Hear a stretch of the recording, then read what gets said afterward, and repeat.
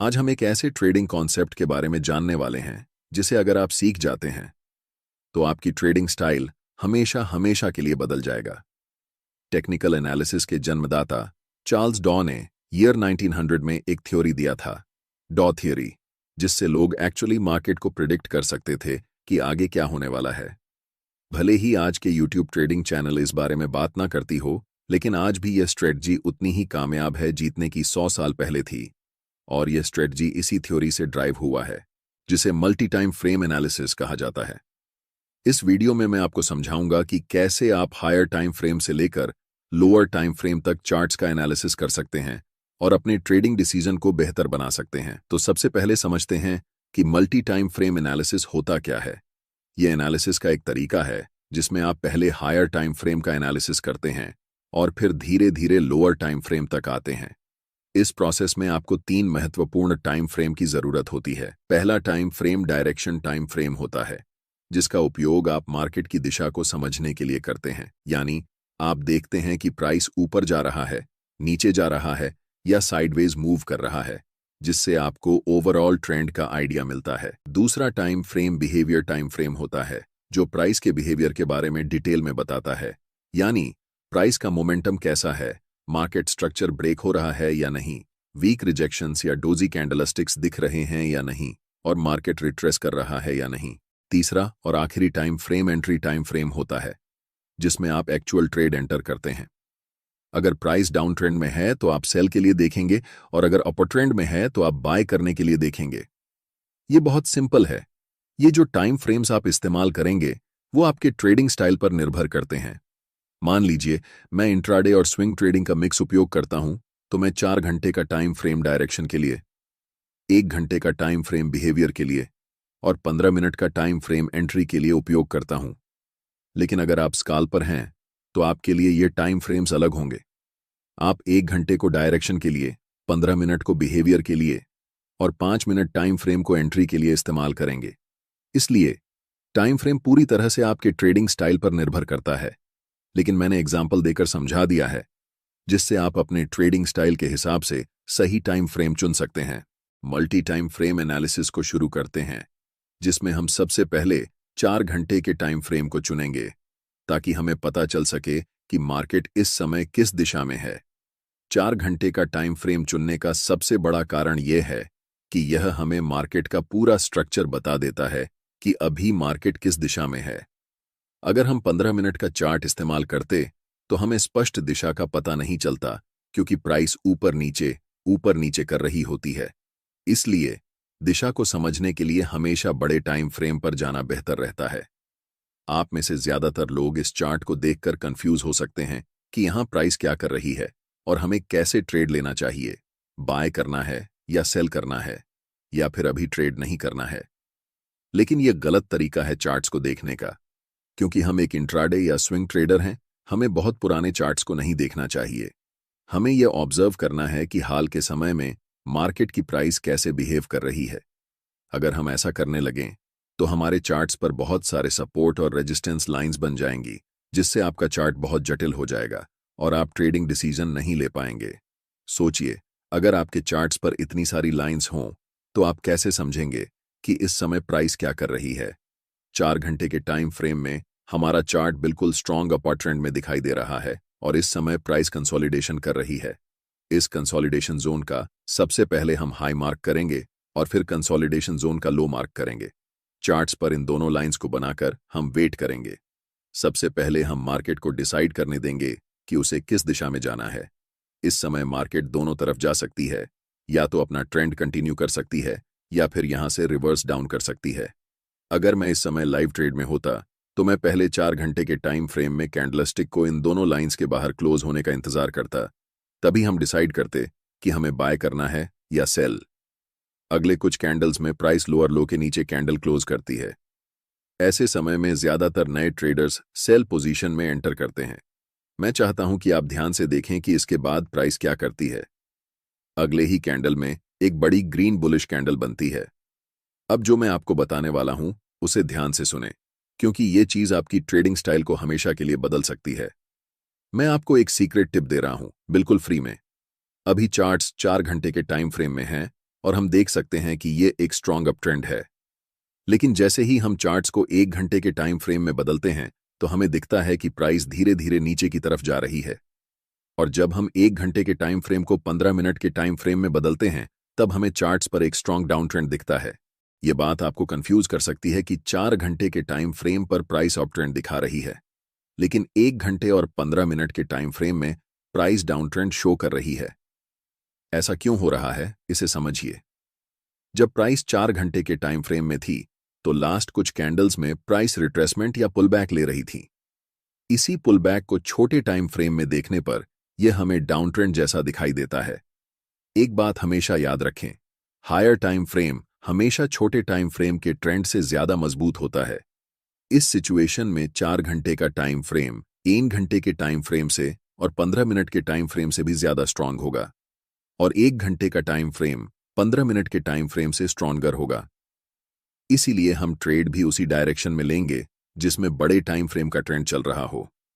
चूंकि 4 घंटे के टाइम फ्रेम का ट्रेंड अप ट्रेंड है, इसलिए हम बाय पोजीशन बनाने वाले हैं। अभी चार्ट्स 15 मिनट के टाइम फ्रेम में हैं और इस चार्ट्स में हमें तुरंत बाय ट्रेड में एंट्री नहीं करनी है, क्योंकि प्राइस का मोमेंटम अभी भी डाउन साइड की तरफ ही है। पहले हम वेट करेंगे कि प्राइस 15 मिनट के टाइम फ्रेम में बियरिश से बुलिश ट्रेंड में शिफ्ट हो जाए, तभी हम बाय पोजीशन में एंट्री करेंगे। अभी तक प्राइस हमें कोई सिग्नल नहीं दे रही है कि वह बुलिश होने वाली है, इसलिए हम अभी भी इंतजार करेंगे। प्राइस इस लेवल को रीटेस्ट करने आती है, लेकिन पूरी तरह से ब्रेक नहीं कर पाती और फिर से नीचे चली जाती है। ऐसा दोबारा होता है, जिससे हमें पता चलता है कि अभी प्राइस साइडवेज हो चुकी है।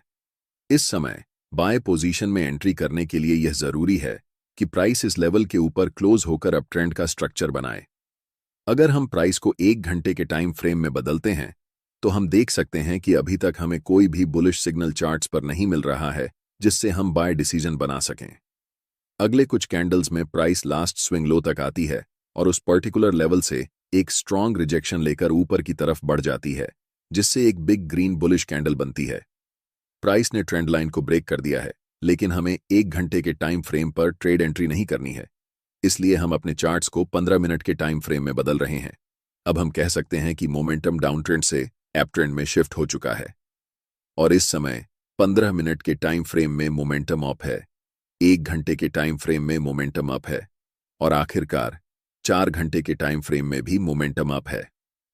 जब इन तीनों टाइम फ्रेम में मोमेंटम एक ही दिशा में होता है, तब समझो कि आपका सेटअप बनकर तैयार हो चुका है और यह किसी जादू से कम नहीं है। हमेशा याद रखें, कभी भी जल्दबाजी में ट्रेड नहीं करना चाहिए। हमें तब तक इंतजार करना चाहिए जब तक तीनों टाइम फ्रेम में प्राइस एक ही दिशा में न हो जाए। अब यहां हम बाय पोजीशन में ट्रेड में एंट्री करते हैं, ठीक इस ज्वाइंट ग्रीन कैंडल की क्लोजिंग पर, जिसमें हमारा स्टॉप लॉस ट्रेंड लाइन के थोड़े नीचे होगा। इस ट्रेड में हमारा टारगेट लेवल 4 घंटे के टाइम फ्रेम का स्विंग हाई होने वाला है, क्योंकि प्राइस ने इसी लेवल से डाउन ट्रेंड की ओर शिफ्ट होना शुरू किया था। इसे आप सप्लाई जोन या रेजिस्टेंस एरिया भी कह सकते हैं। अगर आप टारगेट सेट करने में कंफ्यूज हो रहे हैं तो मैं आपको एक टिप देता हूं। ट्रेड में एंट्री करने से पहले आपको चार्ट्स के लेफ्ट साइड पर ध्यान देना चाहिए और देखना चाहिए कि स्विंग कौन कौन से लेवल पर हैं। जैसे कि लास्ट टाइम ये एक स्विंग हाई है और इससे पहले ये एक स्विंग हाई है, तो हम इस समय 2 टारगेट रख सकते हैं। लेकिन क्योंकि बड़े टाइम फ्रेम में ट्रेंड स्ट्रांग है, इसलिए स्विंग हाई को टारगेट रखना ज्यादा सही रहेगा। और देखो, प्राइस बिना समय बर्बाद किए ऊपर चला गया। अब मैं आपको एक और तरीका बताता हूं कि कैसे इस ट्रेड में एंट्री करनी है। एक जरूरी बात, अगर आप चार्ट्स पर मल्टीपल इंडिकेटर्स का उपयोग करते हैं या एक साथ 4-5 चार्ट्स देखते हैं, तो आपके पास ट्रेडिंग व्यू का प्रीमियम प्लान होना जरूरी होता है। इसका कॉस्ट 12,000 रुपये पर ईयर है।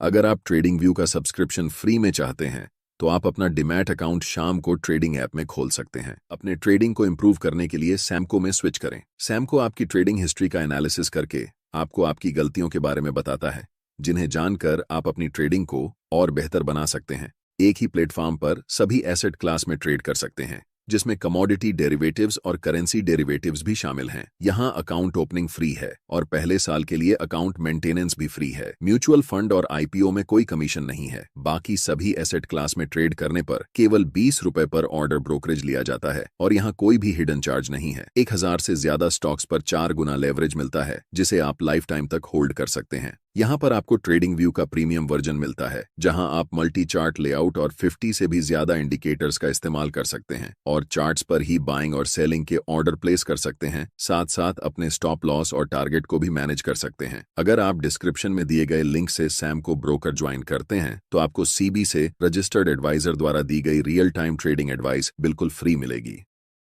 टाइम फ्रेम को 15 मिनट से 1 घंटे में शिफ्ट करते हैं। अब प्राइस अपने हाई के आसपास है और अगर आप यहां बाय पोजीशन में ट्रेड एंट्री करते हैं तो आपका स्टॉप लॉस काफी नीचे होना पड़ेगा, जिससे आपका रिस्क रिवॉर्ड रेशियो खराब हो जाएगा। इसलिए हमें तुरंत ट्रेड में एंट्री नहीं करनी है, बल्कि प्राइस को पहले रिट्रेस होने देना चाहिए इस लेवल तक। प्राइस रेड कैंडल बनाते हुए नीचे आती है और इस लेवल को टच करती है, लेकिन आप तुरंत यहां पर एंट्री नहीं ले सकते। अगर आप यहां एंट्री लेते हैं तो आप बस अनुमान लगा रहे हैं कि प्राइस ऊपर जाएगा, लेकिन प्राइस बहुत अनिश्चित होता है। चाहे कितना भी महत्वपूर्ण लेवल क्यों ना हो, वह कभी भी ब्रेक हो सकता है या फिर उस लेवल को रिस्पेक्ट नहीं कर सकता है। इसलिए हम इंतजार करते हैं कि मार्केट पहले कंफर्म हो जाए कि वह किस दिशा में जाने वाली है, उसके बाद ही हम ट्रेड में एंट्री करेंगे। आप अगर अपनी इच्छा के अनुसार ट्रेड करेंगे तो यह एक खतरनाक तरीका हो सकता है। कभी भी मार्केट में सर्वाइव नहीं कर सकते हैं, चाहे आपके पास कितना भी कैपिटल क्यों ना हो। अधिकतम 1 सप्ताह लगेगा और आपका कैपिटल डूब जाएगा। इसलिए हमेशा कंफर्मेशन का वेट करना चाहिए। अब प्राइस को 15 मिनट के टाइम फ्रेम पर शिफ्ट करते हैं। अगर आप देख रहे हैं कि प्राइस अभी भी डाउन ट्रेंड में है तो हमें कुछ नहीं करना चाहिए। जब तक हमें इस लेवल के ऊपर एक स्ट्रॉन्ग ग्रीन कैंडल के साथ प्राइस क्लोज नहीं कर जाती, तब तक इंतजार करना जरूरी है। एक बार फिर प्राइस प्रीवियस स्विंग लो को ब्रेक करती है और अगले कुछ कैंडल में एक स्ट्रॉन्ग ग्रीन कैंडल बनाते हुए ऊपर की तरफ जाती है और इस लेवल के ऊपर स्ट्रांगली क्लोज हो जाती है। यहां पर एक कारण है कि प्राइस इसी पार्टिकुलर लेवल से रिवर्स क्यों हुआ। जैसे ही हम चार्ट्स को बड़े टाइम फ्रेम पर शिफ्ट करते हैं तो चार्ट्स के लेफ्ट साइड में एक डिमांड जोन नजर आता है। हम यहां सप्लाई और डिमांड जोन कैसे ड्रॉ करते हैं इस पर चर्चा नहीं करेंगे, क्योंकि मैंने इस टॉपिक पर पहले ही एक डिटेल वीडियो बना दिया है। आप चैनल पर जाकर वह वीडियो देख सकते हैं। मैं चाहता हूं कि आप इस स्थिति को ध्यान से देखें और इसे उस वीडियो से लिंक कर पाएं जो मैंने पहले बनाया है। अब हमारे पास 3 कंफर्मेशन हैं। फर्स्ट, 15 मिनट के टाइम फ्रेम में ट्रेंड अप है। सेकंड, 1 घंटे के टाइम फ्रेम में ट्रेंड अप है। और थर्ड, 4 घंटे के टाइम फ्रेम में भी प्राइस अप है।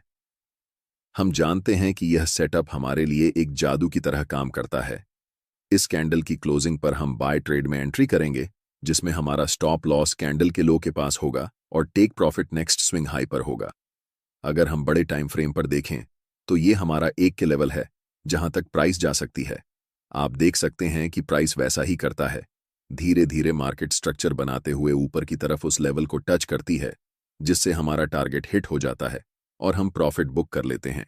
यह ट्रेडिंग स्ट्रेटेजी मेरे लिए सबसे अच्छा काम करती है, क्योंकि मैं एक इंट्राडे के साथ साथ स्विंग ट्रेडर भी हूं।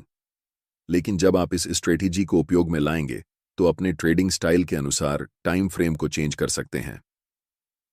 अगर आपको ट्रेडिंग व्यू का सब्सक्रिप्शन फ्री में चाहिए या फिर एक ही प्लेटफॉर्म पर equity, commodity, stock, mutual fund, options आदि में ट्रेड करना चाहते हैं तो आप अपना डीमैट अकाउंट सैमको में खोल सकते हैं। सैमको ट्रेडिंग ऐप का लिंक डिस्क्रिप्शन में है। स्ट्रेटेजी समझ में आ गई हो तो इसे बैक टेस्ट करें, फिर देखें कि आपके लिए काम करता है या नहीं, और उसके बाद ही ओरिजिनल अकाउंट में इसे अप्लाई करें। वीडियो अच्छी लगी हो तो वीडियो को लाइक कर दें और फ्री में प्राइस एक्शन ट्रेडिंग सीखने के लिए चैनल को सब्सक्राइब करें। आप सभी का बहुत बहुत धन्यवाद।